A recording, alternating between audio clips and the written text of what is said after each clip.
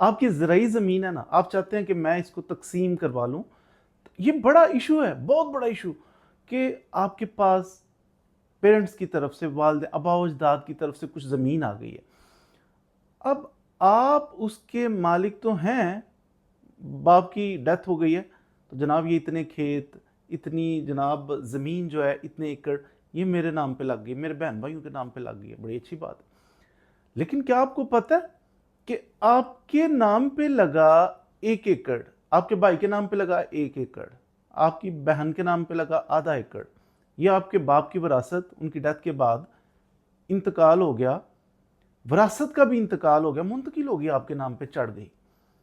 तो आपको पता है इस चीज का कि ये जो आपके नाम पे बज़ाहर चढ़ गई है, स्पेसिफिक नहीं है। कितने सारे खेत हैं, बज़ाहर तो आपका कब्जा है, ये 3 खेत हमारे थे, यहाँ अब्बा जी फसलें काश्त करते थे, अब आप काश्त करना शुरू हो गए, लेकिन दर हकीकत वो 3 आपके हैं, ऐसा नहीं है।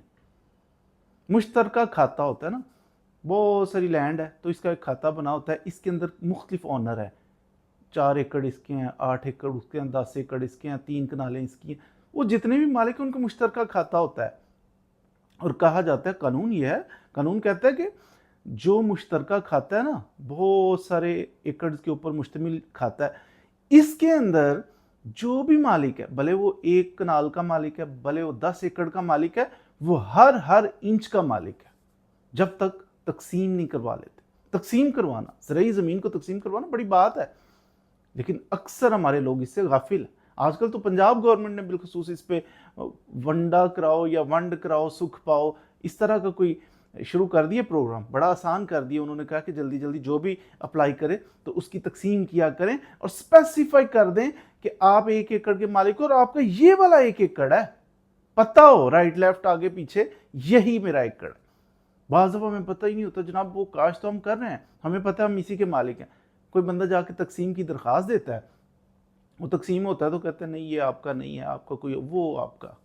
तकसीम तो अब हुई है, जब तक तकसीम नहीं हुई तब तक तो आप पूरे जनाब जितने भी एकड़ हैं उनमें से हर इंच का हर बंदा ही मालिक है।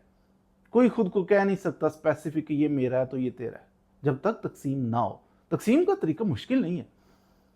मिसाल के तौर पे आपका जी चाहता है कि मुश्तरका खाता है, उसके अंदर मेरी 1 एकड़ ज़मीन है, आप चाहते हो वो स्पेसिफाई कर दूं कि यही है मेरी आने वाली नस्लों को टेंशन ना पड़े।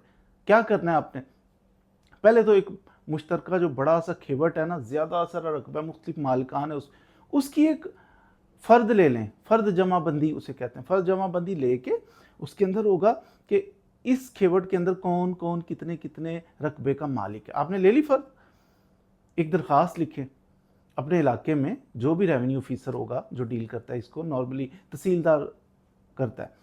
अब तहसीलदार को मैंने एप्लीकेशन लिख के दी कि जनाब मेरा 1 एकड़ है इस खेवट के अंदर, ये देखें साथ मैंने फर्द अटैच किया, तो उसको स्पेसिफाई कर दिया जाए, उसको तकसीम कर दिया जाए, वंडा बना दिया जाए। वंडा से मुराद है मेरा शेयर अलहदा कर दिया जाए, ये वंडा होता है, तो वंडा बना दिया जाए। अब आपने अप्लाई कर दिया, एप्लीकेशन दे दी, साथ वो फर्द जमाबंदी लगा दिया आपने, साथ एप्लीकेशन के अंदर जितने भी उसके अंदर मालिकान है ना, किसी का बेशक 1 कनाल ज़मीन है, बेशक किसी की 20 एकड़ है, जितनी भी है, हर बंदे को आपने उसमें पार्टी बनाना है।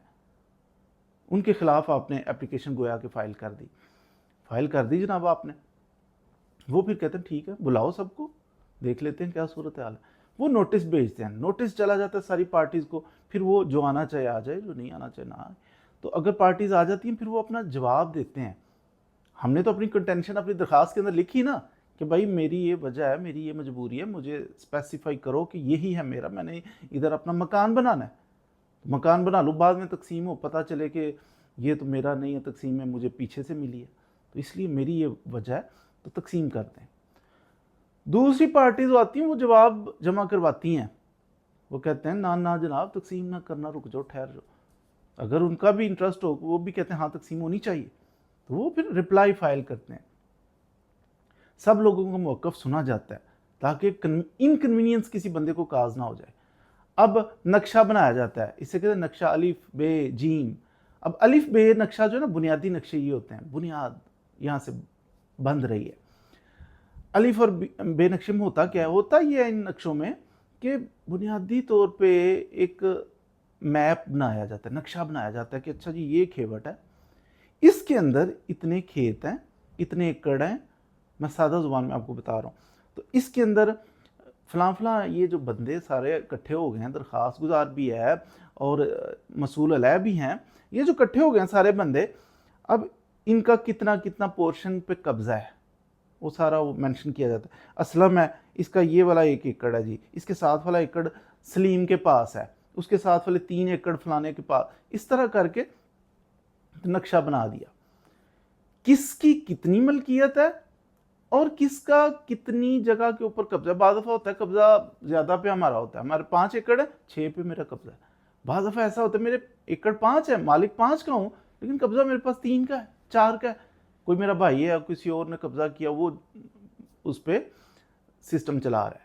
बहरहाल जो भी सूरत हाल हो ना, वो नक्शे बन जाते हैं, ये नक्शा अलिफ है, ये बे है, तो ये फिर इतराज़ात उस पर वंडाजात बनाए जाते हैं, प्रपोजल मांगा जाता है। बताएं जी, सारे बंदे बैठे हो, तो वो जिसने डिसाइड करना वो आपसे ही पूछता है कि आप कोई प्रपोजल दें कि क्या सूटेबल सा हल होना चाहिए कि जिससे इधर खाल गुजर रहा है, इधर जनाब पानी का होगा सिलसिला, इधर रास्ता कैसे मिलेगा पीछे वालों को, तो इनकन्वीनियंस ना हो, लोग जिस हद तक मुमकिन हो इकट्ठे इकट्ठे उनको रकबा दिया जाए। अब किसी ने अगर कंस्ट्रक्शन उधर की हुई है काफ़ी अरसे से, उसको भी थोड़ा सा पेश नज़र रखा जाए कि उसको उठा के, इसने डेरा बनाया हुआ है, इसका सारा सिस्टम है, कुछ कच्चे पक्के मकानात इस तरह की चीज़ें भी हैं, उठा के बंदा कहते नहीं, इसको उठा के वो साफ़ सुथरा जो फसलें लगी हुई ना उधर फेंक दो, अब इसके तो वो सारी चीज़ें तबाह हो जाएंगी ना। बहरहाल ये ज़रूरी नहीं है कि इसने अब डेरा बना लिया तो इसको यही मिलेगी, नहीं। हाँ, इसका एडवांटेज कोशिश की जाती है कि अगर इसको अकोमोडेट किया जा सके तो किया जाए, अगर दूसरों का राइट इन्फ्रिंज ना हो, दूसरों का नुकसान ना हो। प्रपोजल मांगा, हर बंदे ने अपना प्रपोजल देना कि जी ऐसे कर लें, असलम के इधर रहने दें, अरशद के उधर कर लें, तो ये हमें अगर तो सेटिस्फाई हो गए सारे, फिर अलिफ बे जो नक्शे हैं ना, इन्हीं की बेसिस के ऊपर जीम फाइनल नक्शा होता है, जीम वो फाइनल बना दिया जाता है कि ये जनाब गोया कि वो एक आर्डर होता है, जीम नक्शा फाइनल, कि उस नक्शे के अंदर फिर बताया जाए ये खेवट है, इसके अंदर असलम की ये, इसके राइट साइड पे जमील की, खलील की, अकबर की, जितनी जितनी उसको बाकायदा फिर वो लिख दिया जाता है, स्पेसिफाई कर दिया जाता है कि राइट लेफ्ट आगे पीछे ये वो, ये इसका है, ये इसका है, ये इसका है, ये फाइनल अप्रूव हो जाता है। फिर फाइनल जीम नक्शा जो है ना, इसको अप्रूव कर दिया जाता है, ये गोया कि एक आर्डर हो जाता है कि ये फाइनल हो चुका है। अब बने आप अपनी ज़मीन के मालिक, असली वाली, आपको पता होगा कि ये ज़मीन है मेरी है, इसमें हर बंदा नहीं 1-1 इंच का मालिक, मैं अकेला ही मालिक हूँ, कोई दूसरा नहीं है। आपने ये वंडा जात बन गए, आपके तकसीम हो गई ज़मीन। अब आपकी आने वाली नस्लें वो कन्फ्यूजन से बच जाएंगी। मैक्सिमम उनका डिस्प्यूट भाइयों का आपस में होगा ना, भाई आप राइट वाला ले लो, मैं लेफ्ट वाला ले लेता हूँ, रिजॉल्व हो जाएगा।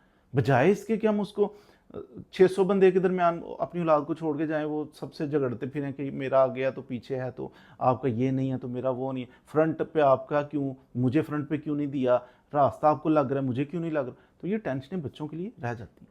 बहरहाल तो ये है तकसीम का तरीकाकार, एप्लीकेशन दे के तो ये तरीकाकार अडॉप्ट किया जाता है।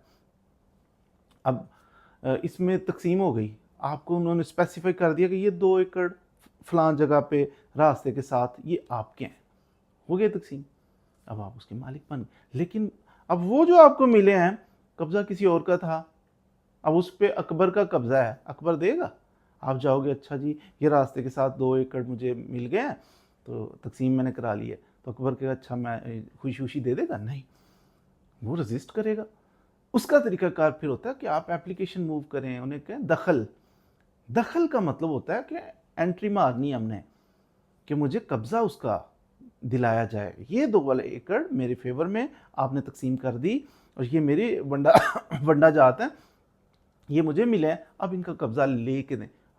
हम खुद क्यों जाएं जाके दस्तों गिरेबाओं, हम कानूनी तरीके से एप्लीकेशन मूव करेंगे, एसी साहब को एप्लीकेशन दें, तो वो खुद ही फिर पुलिस की हेल्प लेनी है, जिसकी भी हेल्प लेनी है, वो फिर रेवेन्यू अथॉरिटीज़ खुद जाके कब्ज़ा आपको लेके देंगे, दखल। फिर आप कब्ज़ा हो जाएगा आपका, तो अब आप तसल्ली से बैठ जाएँ कि आप मालिक भी बन गए और आपको पता है कि आपके नाम पे 2 एकड़ है और कौन से 2 एकड़ हैं, कोई दूसरा फिर उसमें दखल अंदाज़ी नहीं कर पाएगा। उम्मीद है आज आपने तक़सीम, ज़रई ज़मीन की तक़सीम का प्रैक्टिकल तरीका कुछ ना कुछ सीख लिया होगा। मज़ीद वीडियोज़ के लिए हमारे साथ रहिए। Thank you very much.